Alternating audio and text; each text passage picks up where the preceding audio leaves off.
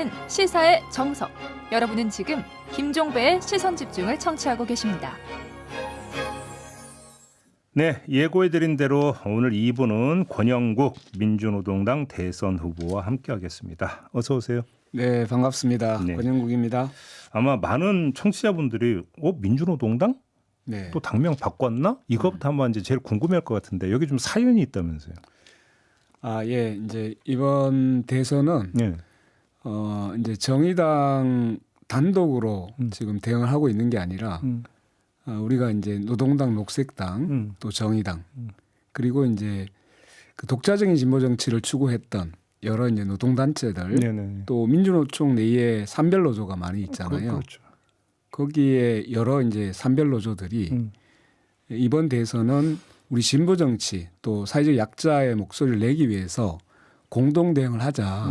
그래서 공동 대응을 하기 위해서는 특정 정당의 명칭이 사용되면 이게 이제 공동의 취지가 잘 살지 않는다. 그래서 이제 서로 같이 한다는 의미에서 민주노동당이 처음에 이제 여러 그렇죠. 그 세력들이 이제 하나로 뭉쳐서 했잖아요. 원조 당명이죠. 네네. 그래서 그 초심으로 돌아가서 진보 정치의 새로운 시작을 알리자 이런 의미에서 당명을 바꿨습니다. 그러니까 민주노동당 그러니까 선거연합의 이름으로 이해를 하면 되고, 그죠? 일종의 이제 선거연합이긴 한데 이게 단순히 이번 대선에 국한되는 것은 아니고 계속 갑니까 그러면? 이후에 이제 진보 정치에 계속적으로 새로운 그 정치에 공간을 열자. 예. 그래서 뭐 지선이나 총선까지도 같이 좀 고민하면서 가자. 이런 취지에서 그러면 이 연합이 그러니까 대선 연합으로만 국한되는 게 아니라 계속 지속적으로 가고 그러면 민주노동당이라는 당명도 일단 지속적으로 쭉 간다. 일단 당명은 이제 우선 대선의 플랫폼 성격을 가지기 때문에 네. 그것은 대선이 끝나고 다시 한번 검토를 해야 될 사안이긴 합니다. 그렇긴 하고요. 네네. 알겠습니다. 이제 그 후보로 등록을 하려면 기탁금을 내잖아요. 네네. 기탁금의 절반을 지금 시민들이 십시일반으로 모았다 이런 얘기가 맞습니까? 예, 뭐 주축이 되고 있는 정의당이 원래 이제 부채가 굉장히 지금 많이 있고 그렇죠. 그래서 실제로 이제 기탁금을 마련하는데 어려움이 있었는데 광장에서 만났던 시민들 또 새롭게 진보 정치를 제대로 해보자 이렇게 마음을 모아주고 있는 분들이 실제로 많이 와주셨어요. 네. 그래서 이번 총선은 제 개인이 출마하는 것이 아니라 이렇게 마음을 모아주신 분들과 함께 출마하고 있다는 생각 때문에 예, 제가 이번에 최선을 다 하려고 합니다. 그런데 어떤 그 진보 연합의 후보 이렇게 이해를 하면 될 것 같은데 근데 진보당이라고 있지 않습니까? 아, 네네. 그 진보당은 지금 여기에는 참여를 안 한 거지 않습니까? 진보당은 사실 이제 지난번 그 총선 때 네. 그 비례위성 정당을 하면서 민주당과의 굉장히 이제 긴밀한 관계를 유지했잖아요. 그러다 보니까 이번에도 역시 이제 민주당 후보를 지지하면서 사퇴를 한 거죠. 그렇죠. 예, 예. 그러니까 이번 대선에서는 이제 유일하게 진보 후보로서는 제 권영국 민주노동당 후보가 지금 출마한 상태입니다. 유일한 진보 후보다. 네. 그럼 이번 대선을 통해서 어떤 목소리를 내고자 합니까요? 이제 뭐 그 윤석열 그 비상계엄으로 인해서 내란 세력과 극우 세력들이 우리 사회에 굉장히 뿌리 있게 지금 퍼지고 있다라는 사실 때문에 위기를 느끼고 있잖아요. 그래서 이제 내란 세력을 청산하고 불평등을 우리가 이제 타파해서 네. 이 차별 없는 이런 이제 대한민국을 만들어 보겠다. 이런 이제 저희들 목표를 가지고 열심히 지금 뛰고 있습니다. 그래서 앞으로 이제 진보 정치가 그동안 갈라지고 상당히 이제 존재가 약화되어 왔는데 예. 이번 대선을 통해서 어떤 믿을 수 있는 정당 또 앞으로의 대안 정당으로서의 네. 그런 이제 위상을 이번 이제 유권자들로부터 좀 인식시킬 수 있도록 하는 게 저희들의 목표입니다. 근데 지금 혹시 이런 말씀을 들으셨는지 모르겠습니다. 지금 이제 내란을 말씀하셨으니까 이번 대선이 내란 때문에 지금 이제 그 치러지는 조기 대선 아니겠습니까? 네. 따라서 이번 대선의 성격은 누가 뭐라고 해도 내란 종식에 있다. 네. 그렇게 놓고 본다면 이게 지금 그 가장 지상 과제라고 한다면 진보연합 이전에 민주연합으로 가야 되는 거 아니냐? 예를 들어서 네. 그다음에 또 이제 그 내란 세력에 맞서서 압도적 승리가 돼야 된다. 그래야만이 내란 종식될 수 있다. 이런 목소리도 사실은 나오고 있잖아요. 네. 그래서 당선 가능성이 높은 이재명 후보를 지지해야 된다. 네. 뭉쳐야 된다. 이런 목소리가 나오는데 이건 어떻게 생각하십니까? 네, 역시 어려운 질문을 또 주셨군요. 그 이제 내란 세력을 뿌리 뽑자. 예. 이런 부분에서 또 압도적 정권 교체를 해야 된다. 이런 이제 국민들의 정서가 대단히 강하죠. 예. 100% 공감합니다. 그런데 그러려면 그 내란 세력인 국민의힘 김문수 후보를 압도적으로 패배를 시켜야 되잖아요. 그렇죠. 그래서 이제 이재명 후보가 중도 보수를 표명하고 지지율을 계속적으로 넓혀나가고 있단 말이죠. 예. 그런데 이제 여기에서 이제 그 우리가 김문수 후보를 노동운동에 있어서 변절한 후보라고 보고 있는데 예. 여기에 노동의 이름으로 가장 심판을 잘할 수 있는 후보가 누구냐?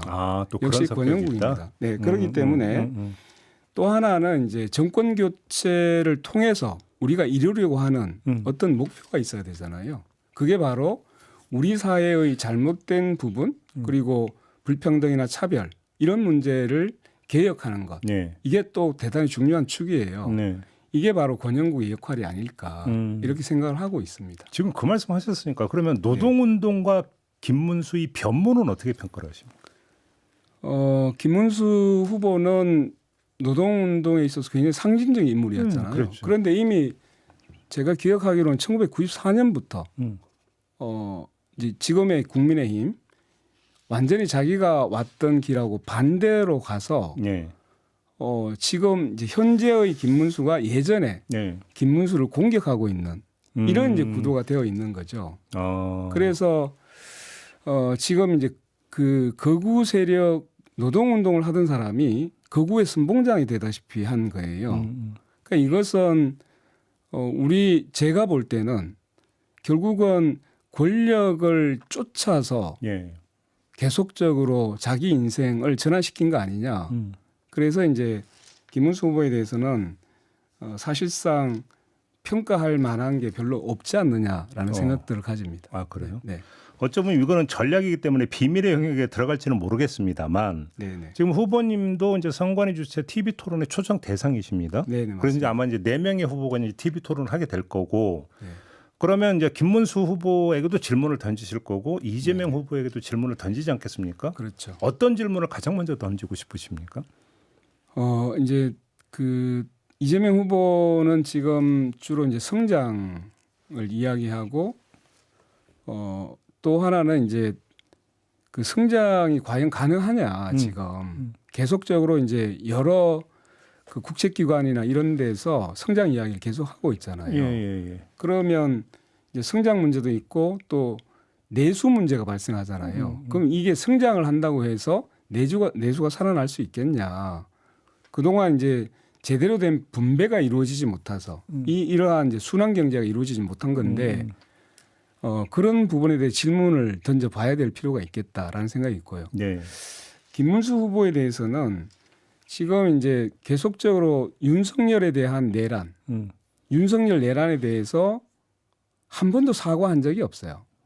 그리고 이제 계속적으로 비호를 해왔단 말이죠. 국민의 고통에 대해서는 사과한다고 했죠. 네. 그러니까 그게 무슨 의미냐.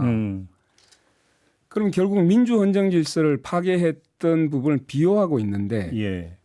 그 민주헌정 질서를 파괴한 것이 아니라면 이번 대선에 나올 자격이 있느냐. 이건 민주헌정 질서를 파괴해서 만들어진 대선인데 네. 그것을 민주헌정 질서를 파괴했다고 인정하지 않습니다.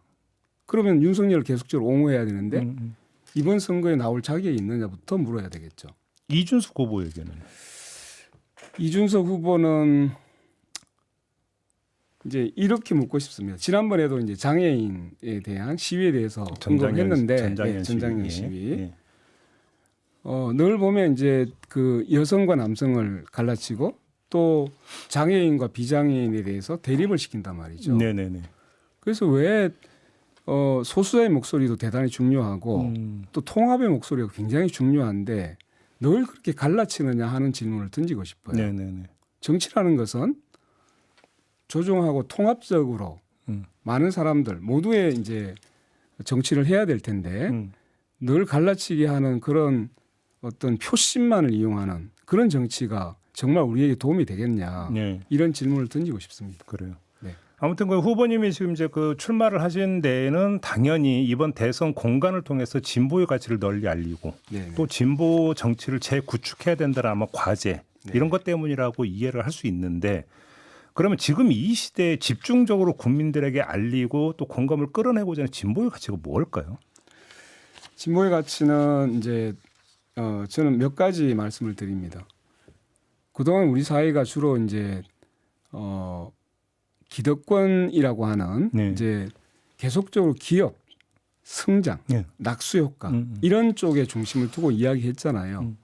그런데 국가나 기업들은 성장하고 재벌들은 굉장히 세계적인 예. 수준으로 올라갔어요. 그런데 그 과정에서 우리들 그 일하고 있는 국민들은 상대적으로 계속적으로 가난해지고 있는 예. 이런 불평등이나 차별 문제가 더 심각해지고 있는 거예요.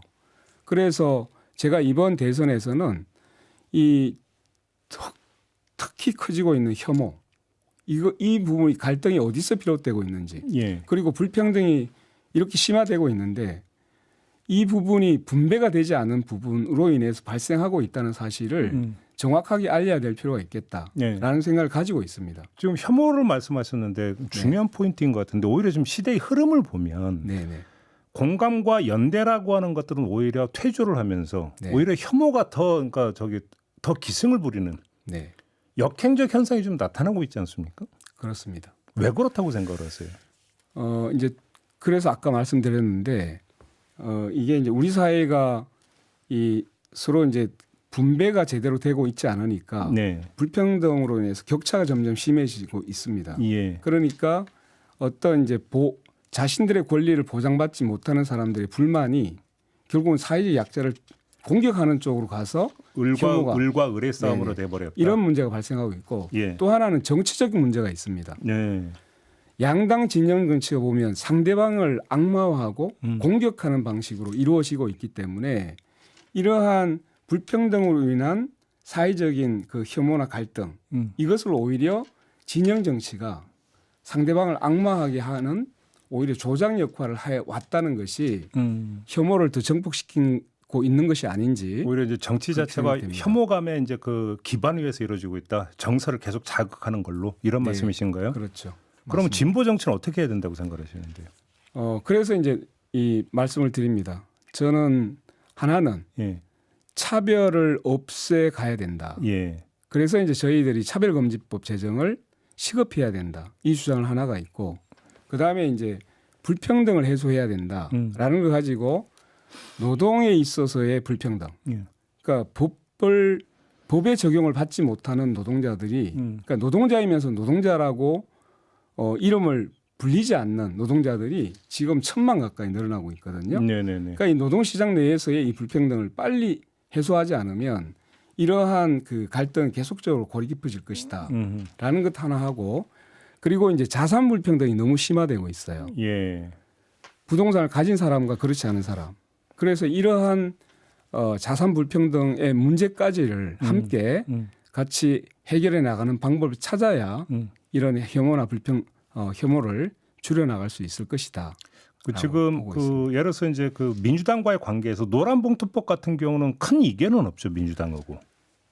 예, 뭐 노란봉투법이나 또 이번에 이제 그 비전형 노동자들에 대해서 예. 그 어떤 보호를 하겠다라고 하는 공약을 지금 민주당에서 내걸고 있어요. 근데 차별금지법은 그 이견이 좀 크지 않습니까, 민주당하고? 차별금지법은 지금 나중으로 계속 이야기를 하고 있죠. 예. 사회적 합의가 필요하다. 그걸 견인할 수 있다고 생각하세요? 이미 이제 차별금지법은 2006년인가 예. 시작이 됐던 것으로 노무현 정부 때부터 시작이 됐죠. 그래서 국가인권위원회에서도 예. 여러 이제 단순히 이게 이제 성별 문제만이 아니고 예. 뭐 인종이라든가 고용 형태라든가 또는 또 사회적 신분 이런 걸 가지고 차별하지 않도록 한 것이기 때문에 이건 우리 사회가 보다 이제 평등한 사회로 가기 위해서는 반드시 필요한 이 법이죠. 알겠습니다. 네. 지금 속보가 들어오는데 김문수 후보가 중소기업인 협의회 조창 강연에 나섰는데 이 자리에서 노란봉투법은 악법이다 이렇게 규정을 했다는 지금 뉴스가 들어왔는데 어떻게 평가를 하십니까? 예, 이건 헌법을 완전히 무시하거나 헌법에 도전하는 발언입니다. 그래요. 왜냐하면 근로조건을 향상을 위해서 예. 노동상권을 가진다.